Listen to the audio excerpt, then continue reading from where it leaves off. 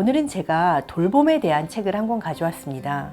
이 책은 인지증 고령자, 다시 말해서 우리가 치매라고 말하는 그런 인지증에 걸린 고령자들을 위한 요양원에서의 일들을 담았습니다. 제가 이 책을 가져온 이유는요, 이 책이 정말 너무나 재밌기 때문입니다. 제가 읽으면서 하루 동안에 읽었는데 읽으면서 웃고 울고 아주 정신이 없었어요. 제가 정말 강추하는 책입니다. 안녕하세요. 이교수의 책과 사람 크리에이터 서울대학교 인류학과 이현정 교수입니다. 여러분, 이제는 좀 한풀 꺾인 더위라고 해야 될까요? 가을이 오고 있는 것 같은데요. 이럴수록 우리가 또 주변 사람을 더 생각하게 되고, 만약에 좀 나이 드신 부모님이 계시다면 그 부모님을 어떻게 돌볼까라는 생각을 또 하게 되기도 하고, 또 자녀들이 있으면 자녀들과 어떻게 시간을 보낼까 이런 생각을 하게 되기도 하는데요. 오늘은 제가 돌봄에 대한 책을 한 권 가져왔습니다. 돌봄이라고 하면 여러 종류의 돌봄이 있을 수 있어요. 어린아이의 돌봄부터 학교 선생님의 아이들에 대한 돌봄, 그리고 또 병든 환자에 대한 돌봄, 그리고 고령자에 대한 돌봄 등 여러 가지의 돌봄이 있을 수 있는데요. 제가 오늘 가져온 돌봄, 동기화, 자유라는 이 책은 인지증 고령자, 다시 말해서 우리가 치매라고 말하는 그런 인지증에 걸린 고령자들을 위한 요양원에서의 일들을 담았습니다. 이 책의 저자는 무라세 다카오라는 일본 분인데요. 이분은 노인 요양시설 요리아이의 숲, 텐로소 요리아이, 제2텐로소 요리아이의 총괄소장을 맡고 계신 분입니다. 그러니까 요양원의 소장님이세요. 근데 이분은 1964년에 태어난 후에 도호쿠 복지대학교를 졸업하고 후쿠오카 현에서 생활지도원으로 8년 동안 근무하셨다고 해요. 그리고 나서 조금 전에 말했었던 요리아이의 숲과 관련된 그 요양원에서 소장 일을 쭉 해오셨는데요. 이 요리아이라는 곳은 좀 특이한 곳이라고 합니다. 일본에도 이제 아무래도 고령화 사회다 보니까 여러 가지 종류의 요양원들이 있는데요. 요리아이는 그 중에서도 인지장애가 있는 고령자들의 자유와 인권을 중시해서 이분들을 감금하지 않고 최대한 자유와 선택을 중시하는 그러한 요양원이라고 합니다. 그래서 당사자가 본래의 생활 리듬대로 살다가 평온하게 임종하는 것을 돕는 그런 곳이라고 하네요. 그러면 이러한 곳에서 오랫동안 소장 일을 하고 있었던 무라세 다카오 씨가 본 그런 노인의 삶, 특히 인지증에 걸려있는 고령자들의 삶은 어떠한 모습일까요? 그리고 우리가 돌봄의 모습은 또 어떠해야 될까요? 이 책은 그러한 것을 다루고 있습니다. 그런데 여러분, 이 책이 제목만 보면은 정말 좀 재미가 없어 보여요. 돌봄, 동기화, 자유, 무슨 학술서적 같기도 하고 너무 재미가 없어 보이는데, 제가 이 책을 가져온 이유는요, 이 책이 정말 너무나 재밌기 때문입니다. 제가 읽으면서 하루 동안에 읽었는데 읽으면서 웃고 울고 아주 정신이 없었어요. 그런 만큼 이 저자분은 아주 글솜씨가 뛰어나세요. 그리고 또 본인의 돌봄의 경험이 남다르고 깊이가 있어서 여러분들이 혹시라도 조금이라도 이 주제에 관심이 있으시다면, 혹은 부모님이 지금 인지증으로 고생하고 계시거나, 아니면 본인이 돌봄에 대한 고민을 갖고 있거나, 아니면 본인의 노후에 대해서 생각을 하고 계시는 분들은 꼭 읽어보시라고 권하고 싶습니다. 우리가 치매 노인 하면은 기본적으로 부정적으로 생각하게 돼요. 어르신들도 종종 그렇게 말씀하시죠. 다른 건 몰라도 나는 치매는 걸리고 싶지 않다. 치매 걸리면 얼마나 주변 사람들을 힘들게 하니. 특히 저희 부모님 세대거나 아니면은 저보다 조금 더 나이가 많은 세대들 같은 경우에는 그 부모님들을 뒷바라지 하면서 살던 삶이 너무나 고됐기 때문에 나는 절대로 치매에 걸리지 않고 치매 걸리기 전에 차라리 죽으련다, 이렇게 생각하시는 분들이 많이 있습니다. 그런데 우리가 조금 생각을 바꿔봐도 되지 않을까요? 우리 사회는 지적인 장애가 있는 사람들을 좀 폄하하는 그러한 사회적인 분위기가 있습니다.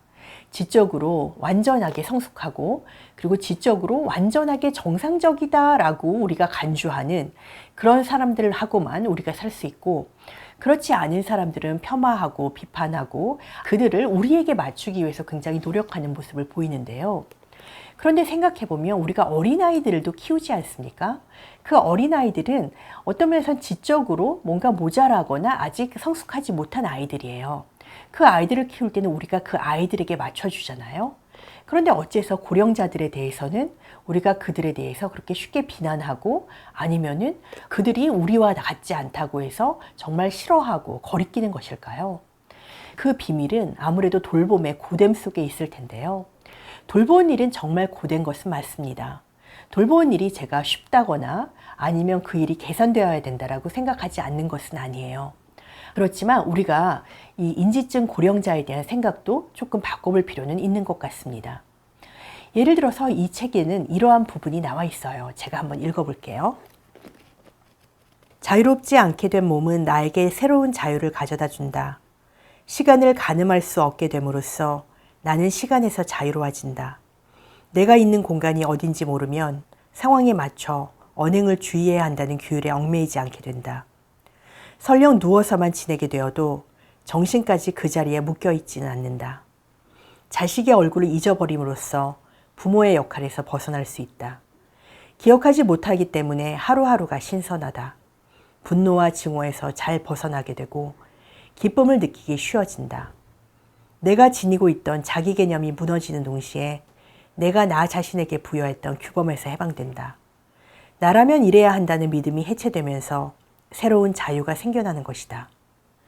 그렇게 되면 나는 자신을 잃어버리는 것일까? 그렇지 않다고 생각한다. 내가 변화하여 새로운 나로 바뀔 뿐이다. 돌봄이란 그 과정을 함께하는 일이 아닐까. 저자분의 이 부분을 여러분들이 보시면서 좀 의아해하실 수 있어요. 아니, 치마에 걸린 노인이 더 자유를 얻는다고? 어떻게 그럴 수가 있지? 우리는 자유를 잃어버리는 것이 아닌가? 우리는 제대로 기억을 할 수 없게 되고 제대로 행동할 수 없게 되고 나가선 길을 잃어버리고 똑같은 것을 반복해서 말하는 사람인데 어떻게 더 자유를 얻는다는 거지? 그런데 이 소장은 거꾸로 이야기를 합니다. 인간이 가진 자유라는 것은 본연의 것으로 절대로 그것을 누구한테 빼앗기는 것은 아니라는 겁니다. 설령 인지증에 걸린 환자라고 하더라도 그 사람은 어떤 면에서는 내가 기억을 할 수가 없게 되었기 때문에 더 그만큼 기억으로부터 자유로워지고 내가 자식을 알아보지 못하기 때문에 자식의 부모로서 해야 되는 그 규범으로부터 더 자유로워지고 내가 시공간을 넘어서 다닐 수 있게 되기 때문에 그만큼 시공간으로부터 자유로워질 수 있게 되는 것이죠. 우리는 일반적으로 돌봄에 대해서 돕는 일로 생각을 합니다. 누군가를 뒤처리하고 그를 씻겨주고 먹이고 만약에 병원에 있을 경우에는 뭔가 약을 챙기고 치료를 돕고 이러는 모든 과정을 우리가 돌봄이라고 일컫는데요. 그런데 이 책에서는 돌봄을 돕는 것으로 개념하고 있지 않습니다. 이 책의 중간에 나와 있는 돌봄 동기화 자유에서 동기화라는 말을 쓰고 있어요. 동기화라는 것은 쉬운 얘기로 하면 교감입니다. 그 사람의 몸과 내 몸이 교감하는 것, 그것이 바로 돌봄이라고 이야기를 하고 있어요. 그러니까 이 소장님은 이야기를 합니다. 요리아이 요양원에서 만난 노인분들에 대한 이야기를 하면서요. 그 노인분들은 대개 90살이 넘는 그렇게 아주 고령자 분들인데요. 이분들이 천천히 걸으면 이분들을 따라서 똑같이 천천히 걸어가고 이분이 팔을 올리면 똑같이 팔을 올리면서 그 리듬을 같이 경험하면서 그분의 리듬을 내가 같이 동기화할 수 있을 때 그분의 뜻을 또 이해할 수 있고 그분을 더 잘 돌볼 수 있게 된다는 거죠. 그런데 우리는 어떻게 생각하고 있나요?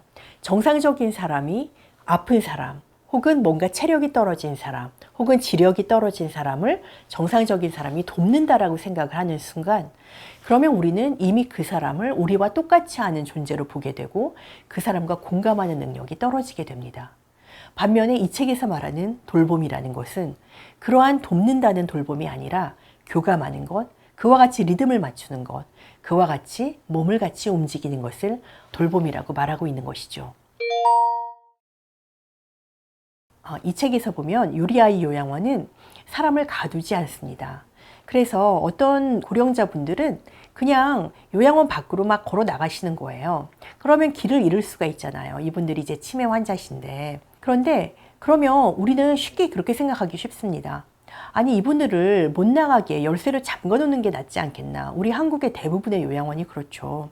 그런데 아까도 말씀드렸듯이 이곳은 각자의 자유와 선택을 존중하는 곳이고 또 인권을 중시하는 곳입니다. 그러다 보니까 이분들이 나갈 수 있도록 그냥 내버려 두는 거예요. 근데 그냥 내버려 둔다는 표현은 잘못된 표현 같습니다.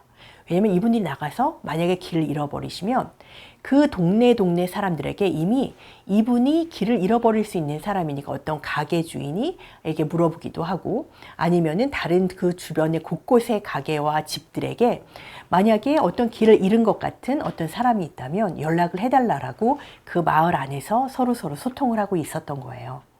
그러니까 다시 말해서 우리가 돌봄에 대해서 생각을 바꾸고 그리고 주변 사람들과 어떤 기본적인 협력을 할 수가 있다면 우리가 돌봄을 어떤 가두는 방식 그리고 가둬서 그분을 도와주는 방식과는 조금 다른 방식으로 돌봄을 생각해 볼 수 있다는 거죠. 제가 또 한 부분을 읽어보도록 하겠습니다. 우리가 어르신과 함께 걷는 것은 사람을 속박하고 싶지 않기 때문이다. 격리하고 싶지 않기 때문이다. 본래 자신의 의지로 타인을 속박하는 사람 따위는 없을 것이다. 개인적인 이유로 타인을 속박하면 범죄 행위인데 어째서 공적인 곳에서는 속박이 허용되는가? 돌봄 현장에서 이루어지는 제어와 격리는 누구를 위한 행위인가? 어째서 우리처럼 돌봄이 직업인 사람들은 자기 손으로 그런 일을 하는가? 감히 말하면 우리 사회는 돌봄 현장이 합법적 제어와 격리가 이루어지는 장소이기를 비밀리에 요구하고 있다. 현장은 그 비밀스러운 요구를 면책권으로 쓴다. 귀찮은 골칫거리에 손이 많이 가는 존재를 내버려 두지도 못하고 어쩔 줄을 모르는 것이다. 인간의 자유를 억누르는 것을 금지하면서도 말은 그렇지만 이라고 태도를 바꿔 속박하거나 가두어도 괜찮은 이유를 노홍과 인지저하증 등에서 찾고 있다. 그래서 우리 사회는 돌봄 현장에 있는 어두운 그림자를 필사적으로 숨기고 있다. 손을 맞잡고 웃는 얼굴로 포장된 팸플릿을 만든다. 거리에 가득한 시설들은 이름만 보면 그저 행복할 것 같다. 돌봄을 정성스러운 무언가로 채색함으로써 떳떳하지 못한 가해자성을 사회 전체가 숨기고만 있는 것이다. 돌봄 현장에서 벌어지는 부조리한 일들은 돌봄 현장의 특징적인 성질에서 비롯된 것이 아니다. 이 사회에 있는 병리가 구체적인 형태로 돌봄 현장에 나타나고 있는 것이다. 어떻게 하면 좋을까? 자유와 안전은 서로 밀어내는 자석처럼 사이가 나쁘다. 우리는 반발하는 자기장 속에서 타협할 수 있는 방안을 찾아낼 수밖에 없다. 최악의 사태를 아예 없애려는 노력이 아니라 최악의 사태를 품어낼 수 있는 노력이 필요하다. 오해를 무릅쓰고 말하면 당사자에게 비극이란 운 나쁘게 죽는 것이 아니라 타인의 손에 속박당하고 가두어져도 저항하지 못한 채 계속 살아가는 것이 아닐까. 당사자에게 괴로운 사실은 그 일에 최종적으로 가족이 동의했다는 것이다. 그리고 그러기를 강요하는 것은 바로 우리 전문가다. 여러분들이 만약에 나이가 많이 들고 인지증 환자가 되신다면 어떠한 삶을 살고 싶으신가요? 내가 인지증 환자라는 이유로 어떤 곳에 갇혀서 언제 먹어야 될지, 무엇을 먹어야 될지, 나갈 수 있는지 없는지가 속박당하고 그저 어떤 생물체에 불과한 존재인 것처럼 그렇게 살고 싶으신가요? 아니면 여전히 어떤 사람다움이라는 것, 사람다움은 여러 가지 그 성질이 있겠지만 그중 중요한 것 하나는 내가 내 삶을 선택하고 내가 하고 싶은 방향대로 나아갈 수 있는 자유입니다. 내가 설령 밖에 나가서 길에서 죽는다고 하더라도 내가 나가고 싶으면 나가는 것. 우리도 그렇잖아요. 사실 인지증 환자가 아니라도 우리가 밖에 나가서 언제 교통사고로 죽을지, 언제 무슨 일이 일어날지 모르지만 우리는 우리의 자유를 당연한 권리로 행사하고 있습니다. 마찬가지로 우리가 인지증에 걸린 그러한 고령자분들을 대할 때 그분들도 하나의 사람임을, 그분들도 우리와 똑같은 인간임을 혹시 잊고 있는 것은 아닐지 이 책은 질문하고 있네요. 네, 여러분, 제가 조금 무거운 이야기를 하지 않았나 싶은 생각이 들긴 하는데요. 이 책 돌봄, 동기와 자유, 좀 딱딱해 보이지만 절대로 딱딱한 책 아니고요. 정말 글을 너무 잘 쓰셨고 그리고 아주 쉽게 여러 가지 에피소드가 나와 있는데 정말 배를 잡고 깔깔 웃는 그러한 에피소드들도 많고요. 아주 재밌습니다. 여러분들 관심 있으신 분 꼭 보시길 바라고요. 제가 정말 강추하는 책입니다. 그럼 여러분 오늘은 여기까지 하겠고요. 이 영상이 좋으셨다면 좋아요, 구독, 알림 설정 부탁드리겠고요. 저는 다음 시간에 다시 뵙도록 하겠습니다. 감사합니다.